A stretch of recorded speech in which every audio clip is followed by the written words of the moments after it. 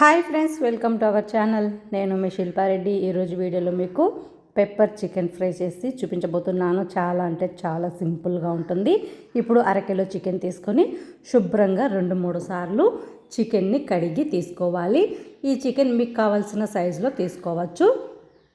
ఇప్పుడు ఇందులో కొద్దిగా పసుపు, రుచికి తగినంత సాల్ట్ వేసుకోవాలి. ఇలా సాల్ట్ వేసుకున్న తర్వాత అల్లం వెల్లుల్లి పేస్ట్ 1 స్పూన్ తీసుకోండి. మీకు మసాలా ఎక్కువ కావాలనిపిస్తే 2 టేబుల్ స్పూన్లు తీసుకోండి, లేదా 1.5 టీ స్పూన్ అయినా తీసుకొని ఈ చికెన్ని బాగా మ్యారినేట్ చేసి పక్కన పెట్టుకోవాలి. ఇందులోనే కొద్దిగా ఆయిల్ కూడా వేసేసుకొని పెట్టుకోవచ్చు. చాలా సాఫ్ట్గా వస్తుంది. ఇలా మ్యారినేట్ చేసుకున్న చికెన్ని మూత పెట్టేసి పక్కన పెట్టుకొని ఇప్పుడు మసాలా కోసం గోరువెచ్చని నీళ్ళు 1 బౌల్లోకి తీసుకొని ఎండుమిర్చి అంటే కారం మీరు తినేదాన్ని బట్టి చూసుకొని ఎండుమిరపకాయలు వేసుకోండి. ఇందులో నేను 10 నుంచి 12 వరకు వేడి నీళ్ళల్లో నానబెట్టుకుంటున్నాను. కొంచెం స్పైసీగా కావాలనుకునే వాళ్ళు చూసుకుని వేసుకోండి. అలాగే ఇప్పుడు వేరొక ప్యాన్ తీసుకుని స్టవ్ ఆన్ చేసుకుని అందులో 1 స్పూన్ మిరియాలు, 1 స్పూన్ జీలకర్ర వేసుకోవాలి. అలాగే హోల్ గరం మసాలా మన ఇంట్లో ఏముంటే అవి వేసుకోండి. ఇది శొంఠి తీసుకోండి, చాలా స్పైసీగా ఉంటుంది. అలాగే హోల్ గరం మసాలా మన ఇంట్లో ఏమేమి ఉంటాయో చెక్క, లవంగం మొగ్గలు, ఇలాచి ఇలా వేసుకొని కాస్త వీటిని బాగా వేయించుకొని చల్లారిన తర్వాత మిక్సీ గిన్నెలో వేసుకోవాలి. అలాగే మనం నానబెట్టుకున్నాం కదా, ఈ ఎండుమిరపకాయలు కూడా వేసుకొని కొద్దిగా నీళ్లు పోసుకొని మెత్తని పేస్ట్ లాగా రెడీ చేసుకోవాలి. ఈ చికెన్ ఫ్రై అనేది కొంచెం స్పైసీగా ఉంటుంది. మీరు తినేదాన్ని బట్టి స్పైసెస్ని చూసుకుని వేసుకోండి. ఇప్పుడు ఈ మసాలాలో కొద్దిగా నీళ్ళు పోసి మెత్తగా రెడీ చేసుకొని పక్కన పెట్టుకోవాలి. ఇప్పుడు వేరొక ప్యాన్ తీసుకొని స్టవ్ ఆన్ చేసుకొని మనం మ్యారినేట్ చేసిన చికెన్ని ఇందులో వేసుకోవాలి. మీకు కావాలి అనిపిస్తే ఇంకొంచెం ఆయిల్ కూడా వేసుకోండి. నేనైతే చాలా సింపుల్గా చేస్తున్నాను.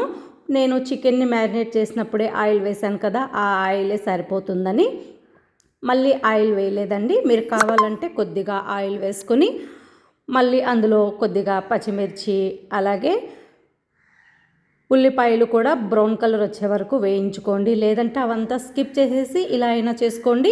మూత పెట్టి ఒక 5 నుంచి 10 నిమిషాలు ఉడికిస్తే చికెన్లోంచి వాటర్ అంతా బయటకు వచ్చేస్తుంది. ఆ వాటర్ అంతా ఇమిరిపోయిన తర్వాత మళ్ళీ 1 గ్లాస్ అంటే కొద్దిగా నీళ్లు పోసుకుని చికెన్ని మళ్ళీ బాగా మరిగించుకోవాలి. అప్పుడు చికెన్ అనేది నీసు వాసన అనేది రాకుండా టేస్ట్ అయితే సూపర్గా ఉంటుంది. ఇప్పుడు మనం గ్రైండ్ చేసుకున్న మసాలాని ఇందులో వేసుకొని ఈ చికెన్లో మసాలాలన్నీ పట్టేటట్టు గ్యాస్ని మీడియం ఫ్లేమ్లో ఉంచి చికెన్ని బాగా ఉడికించుకోవాలి. ఈ చికెన్ అనేది అడుగంటుకోకుండా మధ్య మధ్యలో కలుపుతూ ఉడికించుకోవాలి. మూత పెట్టేసి చూడండి, చూస్తుంటేనే కలర్ చాలా చాలా బాగుంది కదా. ఇందులో 1 స్పూన్ చికెన్ మసాలా కానీ లేదా గరం మసాలా కానీ వేసుకోండి. అలాగే ధనియాల పొడి కూడా వేసుకోండి. టేస్ట్ అనేది చాలా చాలా బాగుంటుంది. ఇలా ఈ స్పైసెస్ అన్నీ యాడ్ చేసిన తర్వాత మళ్ళీ ఈ చికెన్ని ఒకసారి బాగా వేయించుకోవాలి.